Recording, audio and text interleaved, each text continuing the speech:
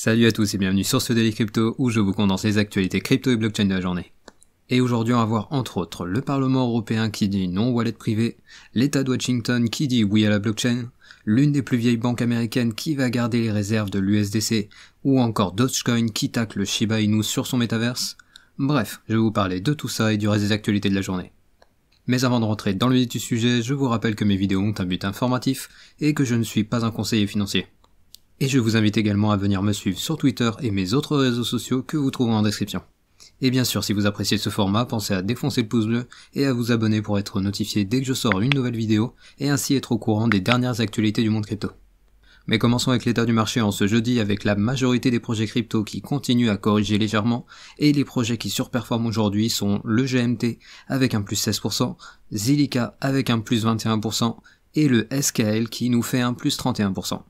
Et la crypto du jour sera le SKL, donc rendez-vous en fin de vidéo si vous voulez en savoir plus sur ce projet. Mais passons sans plus attendre aux actualités de ce jeudi 31 mars 2022.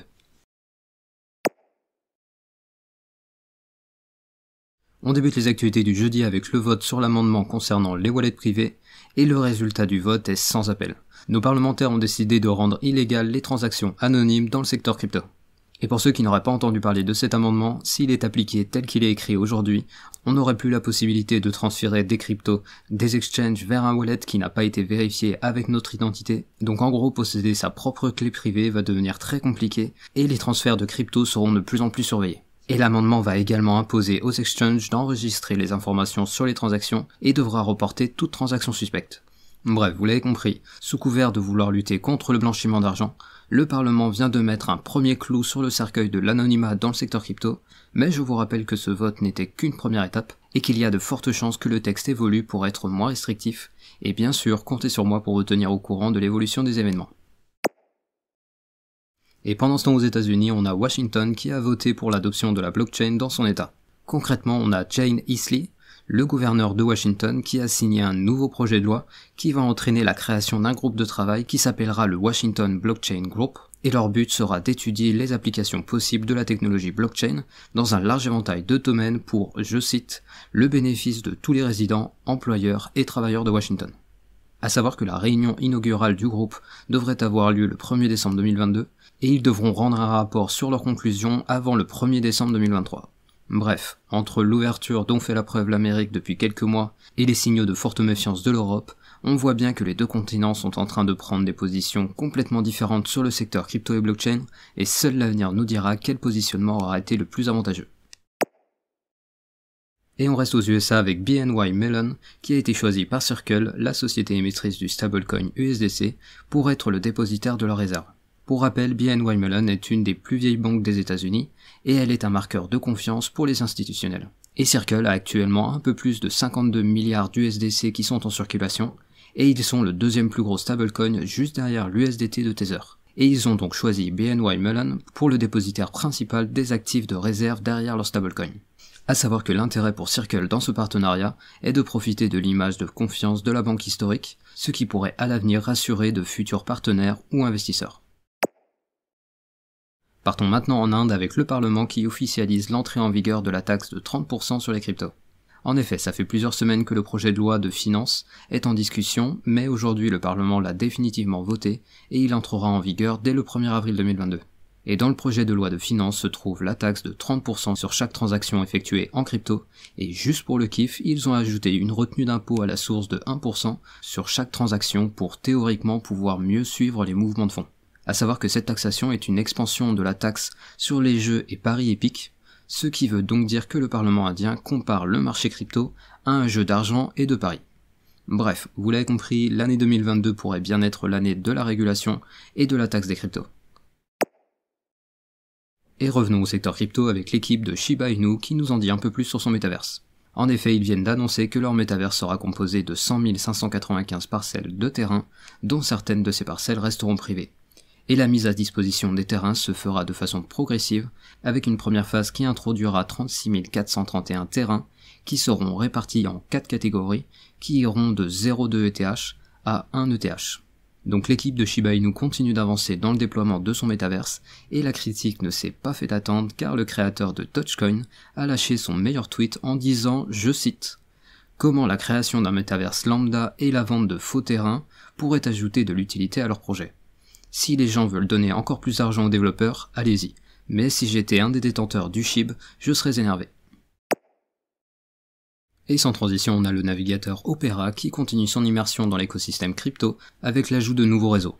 Et pour ceux qui ne le savent pas, le navigateur internet Opera avec ses millions d'utilisateurs avait annoncé en janvier dernier le lancement d'un navigateur qui intègre directement un wallet crypto.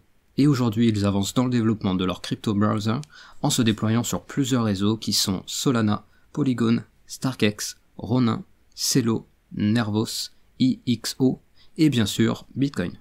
Et ce déploiement permettra de rendre plus facile l'accès aux différentes applications décentralisées et jeux NFT qui sont sur ces réseaux. Et on finit les actualités du jeudi avec le flash du jour. Tout d'abord, on a Axie Infinity qui reporte au 7 avril prochain le lancement de leur jeu qui se nomme Origin et qui était prévu pour ce jeudi 31 mars. Et cette décision fait suite au hack de la sidechain Ronin, où les hackers avaient dérobé la somme démentielle de plus de 620 millions de dollars, et donc le projet souhaite donner du temps aux équipes de sécurité afin d'enquêter sur les failles qui ont mené à cette attaque avant de lancer leur jeu. Ensuite, on a la maison Guerlain qui se met au NFT en lançant leur série sur la blockchain Tezos. Et le but de cette série NFT est le soutien du projet de réensauvagement dans la réserve naturelle de la vallée de la Millière en France, à savoir qu'ils souhaitent également lancer leur métaverse qui s'appellera le Réaverse, qui semble être, d'après le peu d'informations que l'on a pour le moment, un projet de réalité augmentée. Ensuite, on a le rachat de la Bankhaus Wanderheit, la plus vieille banque allemande, par Bitfinex qui a finalement été suspendu.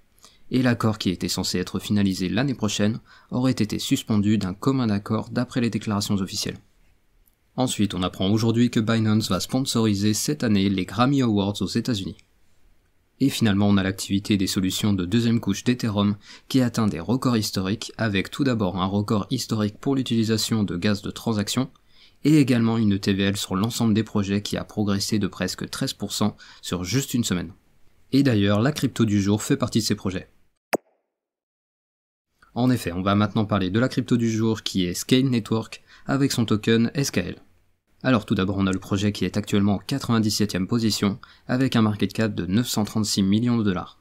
Et donc Scale Network c'est quoi? Eh bien il s'agit d'un projet qui a publié son white paper en juillet 2020 et je ne vais pas rentrer dans les détails techniques mais en gros il s'agit d'une solution de deuxième couche sur la blockchain d'Ethereum qui permet d'améliorer la scalabilité et d'avoir des frais de transaction moins importants en proposant ce que l'on appelle des sidechains, et la particularité de Scale Network est qu'il propose un système où chaque application a sa propre blockchain, ce qui évite donc les problèmes de congestion d'un réseau principal par lequel tout le monde voudrait passer. Et l'ambition de Scale Network est très claire, car l'équipe annonce que les personnes qui viendront développer sur la blockchain pourront exécuter des smart contracts des milliers de fois plus rapidement pour une fraction du coût du mainnet. Et comme d'habitude, je vous mets un lien en description qui vous explique plus en détail le projet de l'équipe. Et ainsi se finit le Daily Crypto du jeudi. Je vous rappelle que je publie ces vidéos du lundi au samedi et le récap crypto tous les dimanches. Et je vous invite à me suivre sur Twitter et mes autres réseaux sociaux que vous trouverez en description. Et n'hésitez pas à venir me dire dans la section des commentaires s'il y a des points que vous voudriez préciser par rapport aux actualités du jour pour que tout le monde ait accès aux informations les plus complètes possibles. Et comme d'habitude, pensez au like pour le référencement de la vidéo et à l'abonnement pour être notifié dès que je sors une nouvelle vidéo. Et je vous dis à demain pour un nouveau Daily Crypto.